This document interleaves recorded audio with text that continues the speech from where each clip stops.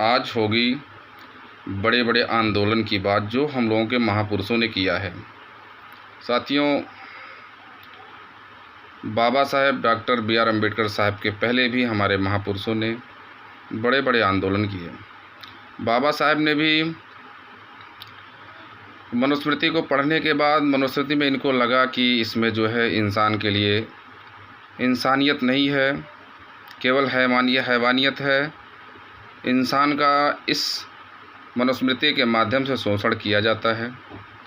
खूब बखूबी तरीके से पढ़ने के बाद, समझने के बाद बोधिसत्व बाबा साहेब बी आर अम्बेडकर साहब ने 1927 में मनुस्मृति दहन किया। इसके बाद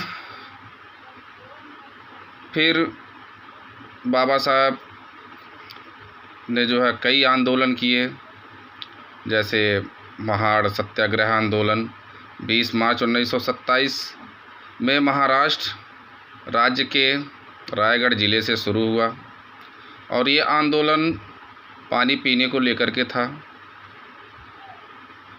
ये आंदोलन चमरदार तालाब में पानी पीने को लेकर के काफ़ी लड़ाई बाबा साहेब को इसमें लड़ना पड़ा, काफ़ी संघर्ष करना पड़ा और उनके साथ जो है ये जो समाज के जो शोषण करने वाले लोग थे, बाबा साहेब का भी शोषण करने का प्रयास किया, काफ़ी शोषण भी किए। इसके बाद बाबा साहेब ने एक नासिक सत्याग्रह आंदोलन 1930 में भी चलाया।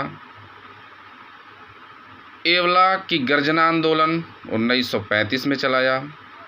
फिर बाबा साहेब ने एक आंदोलन आप लोगों ने सुना होगा कि कालाराम मंदिर सत्याग्रह आंदोलन 20 मार्च 1930 को चलाए थे। जो आंदोलन बहुत बड़ा आंदोलन था। यह आंदोलन 5 साल 11 महीने 7 दिन तक चला था। साथियों, आप समझिए इस बात को कि बाबा साहब ने 5 साल 11 महीने लगातार आंदोलन कितने मुसीबत, कितने संघर्ष से चलाए थे। इस समाज और 85 SC ST पिछड़े सभी भाइयों, माताओं, बहनों के लिए जो है ये आंदोलन चलाया गया था। इसमें कितना मेहनत, कितना संघर्ष किए होंगे आप सोच सकते हैं।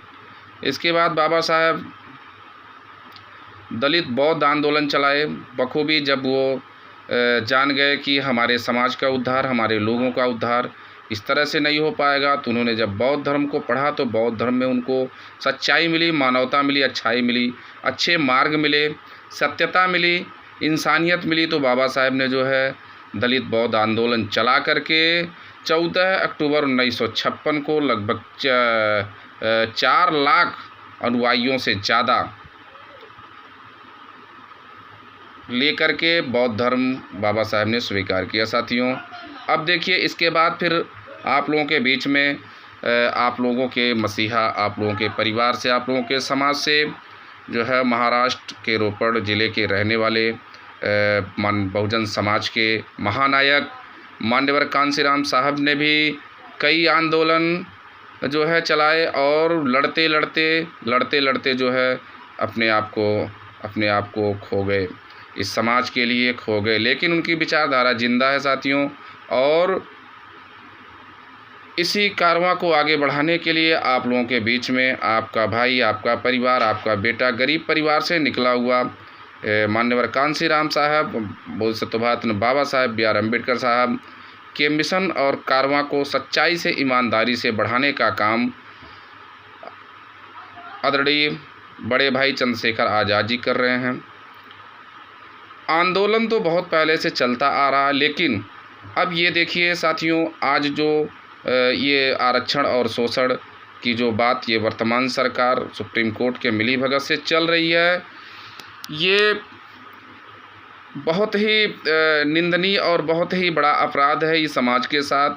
और जो 21 तारीख को भारत बंद किया गया था, इसमें सरकार जनता के दुख और दर्द को देख ली है। इसके बाद भी अगर नहीं समझ रही है, सुप्रीम कोर्ट नहीं समझ रही है, ये जो है शोषित, वंचित, पिछड़े, गरीब मजदूरों की दुख और पीड़ा को नहीं समझ रही है, तो फिर इसके लिए बड़े भाई आदरणीय चंद्रशेखर आज़ाद जी 11 तारीख को दिल्ली रामलीला मैदान में 11 सितंबर को जो है पूरे भारत के भीम आर्मी आज़ाद समाज पार्टी के सभी कार्यकर्ता, सभी नौजवान साथी, माताएं, बहनें वहां पहुंच कर के ये एहसास दिलाना ही पड़ेगा साथियों कि जिस समय ये समाज को पीड़ित करके इनके साथ जो है इनके साथ शोषण करके ये लोग दबाने का प्रयास किए, आज फिर उसी जो है रवैये में ये सरकार और सुप्रीम कोर्ट आ चुकी है। लेकिन बोधिसत्व भारत रत्न बाबा साहेब बी आर अम्बेडकर साहब, माननीय कांशीराम साहब के मिशन कारवां को, उनके विचार को जिंदा करने का काम आदरणीय बड़े भाई चंद्रशेखर आज़ाद जी अगर कर रहे हैं साथियों, तो आप लोगों का सबका कर्तव्य बनता है कि 11 सितंबर को रामलीला मैदान दिल्ली में पहुंच करके ये सरकार को एहसास दिला दीजिए कि हम लोगों के देश नहीं चलेगा। अगर इस तरह से हम लोगों के साथ शोषण करोगे तो फिर हम लोग तुमको सुखी से रहने नहीं देंगे, चाहे हम लोगों को जो भी करना पड़ेगा। साथियों, निवेदन ये है साथियों कि लाखों करोड़ों की संख्या में पहुंच करके दिल्ली रामलीला मैदान में 11 तारीख को पहुंच करके इस आंदोलन को सफल बनाएं और सरकार को ये एहसास हो कि हम लोग इस जनता का एक भी हिस्सा नहीं है और जनता अब रोड पे उतर चुकी है और अपने हक अधिकार को लेकर के ही छोड़ेगी।